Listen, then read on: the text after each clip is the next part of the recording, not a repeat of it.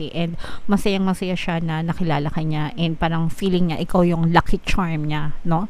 Parang ikaw yung nagdadala ng swerte sa buhay niya, ikaw yung lucky charm niya. Ibig sabihin maganda yung vibration niya kapag kasama ka niya, maganda yung pakiramdam niya, magaan yung pakiramdam niya, mga kapiksi. And itong person na to, pwedeng LDR kayo guys, no? Long distance, ganyan. Parang this person cannot live without you.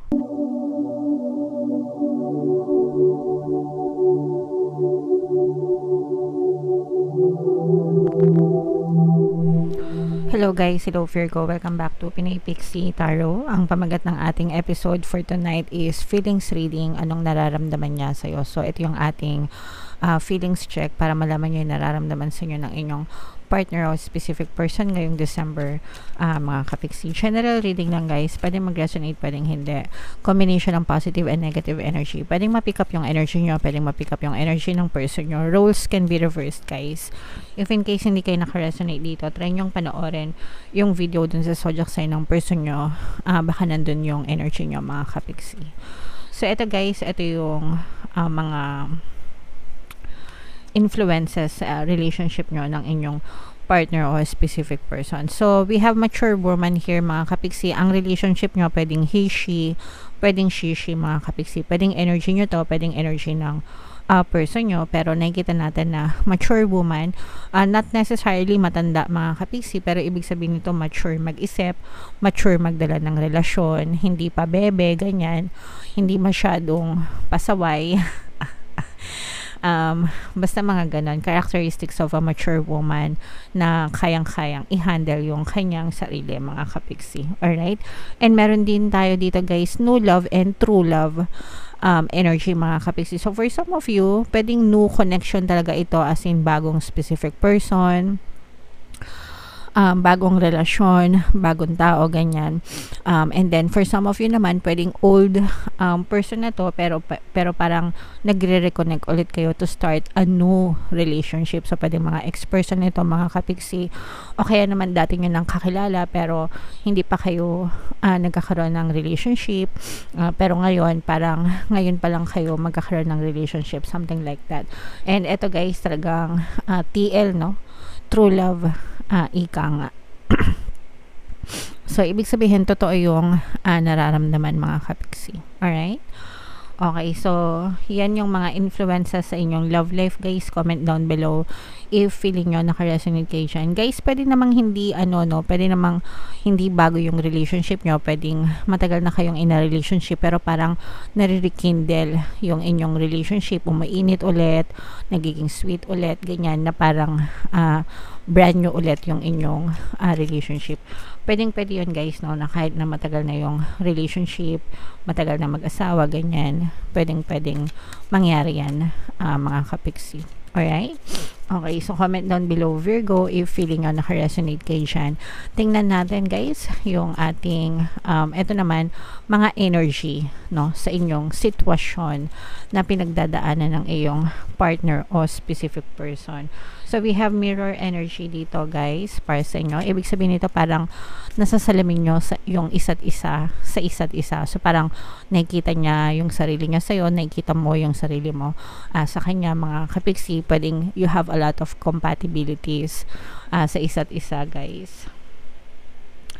And ito guys, parang lalo pang ito, no, kaya nga nakita natin no love connection, kasi yung iba sa inyo parang pwedeng from friends to lovers kayo, ganyan, o kaya naman from lovers to more sweet lovers, ganyan. So parang nag-upgrade yung inyong relationship, mas nagiging malambing, mas nagiging sweet, mas nagmamature, di ba? With this mature woman energy, mas nakikilala nyo yung isa't isa, ganyan, mga kapiksi. Alright? Yung iba sa inyo pwedeng hindi pa kayo nagsasama, pero right now parang magsasama na kayo, start ng bagong pag-ibig sa inyo. So pwedeng magsama kayo sa pamamagitan ng kasal or living in together as a couple, mga kapiksi.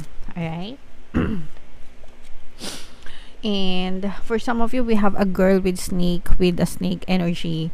Dito, mga kapiksi, ibig sabihin nito pwedeng merong umaahas sa relationship nyo ng iyong partner o specific person, mga kapigsi. Okay, pwedeng may umaahas, pwedeng third party na lumalason sa relationship nyo, pwedeng mistress or kabet, mga kapigsi, or pwede rin naman na kahit hindi kabet or hindi mistress, third party na, let's say for example, kamag-anak, ayaw sa person mo, kapamilya, ayaw sa person mo or ayaw sa'yo, ganyan. Pero parang may balakid, no? Bumabalakid, naninira.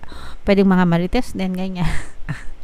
Pwedeng mga kaibigan niya or kaibigan mo na baka ayaw kayo sa isa't isa, na parang sinisira yung inyong relationship, mga kapigsi, or naninira sa inyong relationship. So may mga ganyan kayong pinagdadaanan, guys. Comment down below if feeling nyo naka-resonate kayo dyan, mga kapigsi. So dito sa deck na to, guys, titingnan natin kung ano yung nararamdaman sa inyo ng inyong partner o specific person. Shuffle ko to, guys. Habang sinashuffle ko to, panoorin nyo muna tong video natin regarding sa ating paano mag-manifest ng abundance video course. Kapiksi, sawa ka na ba sa mga struggles at hirap sa buhay mo? Masipag ka ba at masikap sa buhay ngunit hindi ka pa rin umaasenso?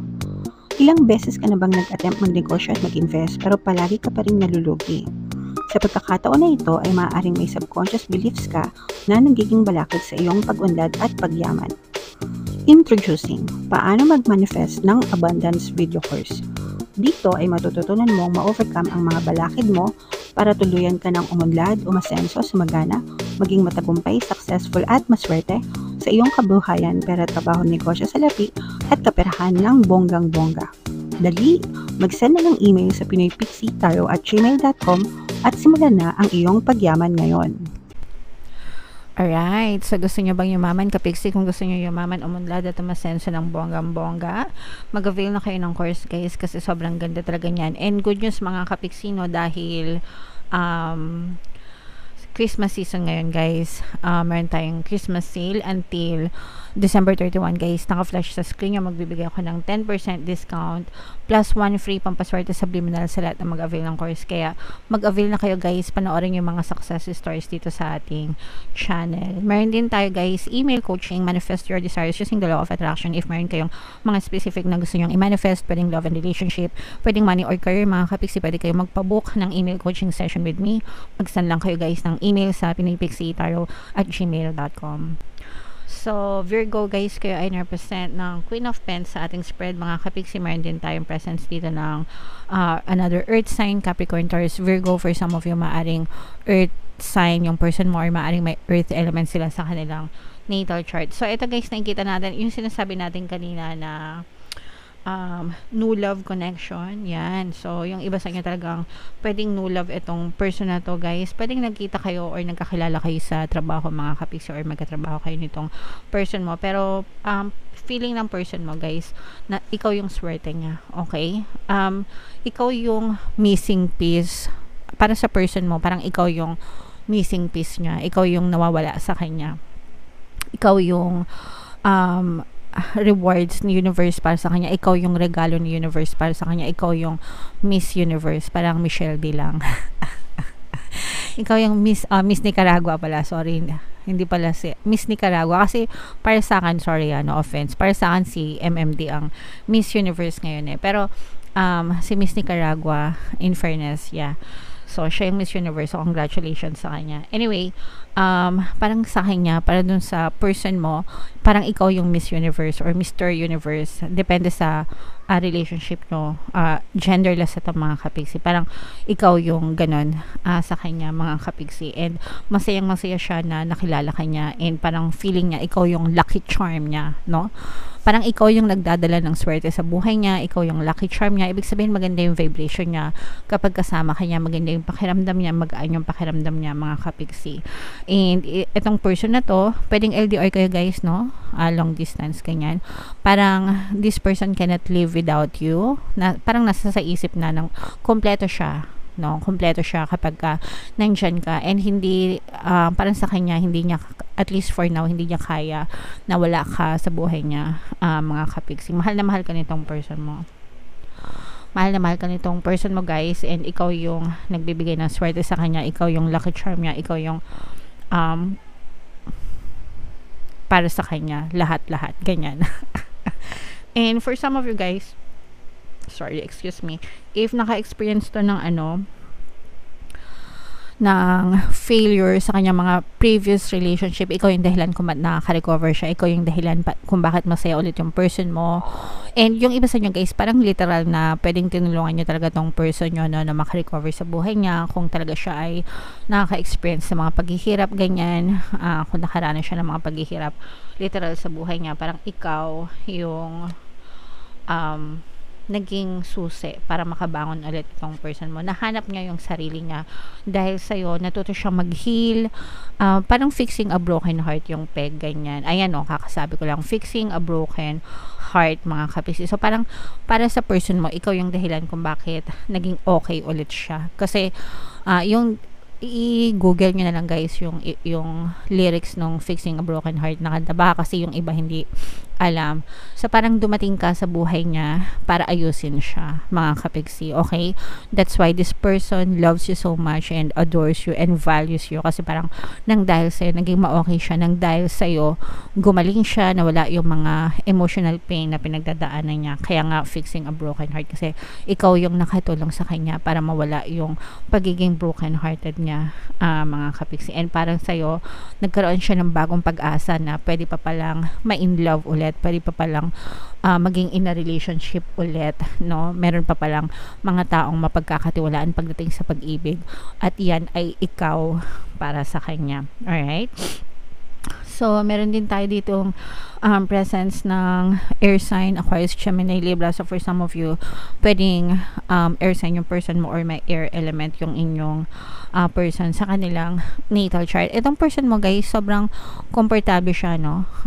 Komportable siya kapag ikaw yung kasama niya or ikaw yung kanyang partner. So, lumalabas yung totoo niyang pagkatao, very relaxed, very free, kaya mahal na mahal ka nitong person mo, mga kapiksi. Alright? Okay, so comment down below, Virgo, if feeling nyo nakaresonate kayo dyan sa mga messages na yan. Guys, ito yung ating 2024 kapalaran. Kung hindi nyo pa napapanood guys, manoorin nyo na, super nice, super ganda. And ito naman yung ating success stories ng paano mag-manifest ng abundance video course. Click here to subscribe, mga kapiksi. Thank you for liking, sharing, and subscribing, and see you again next time. I love you all guys. Have a nice day. Bye-bye.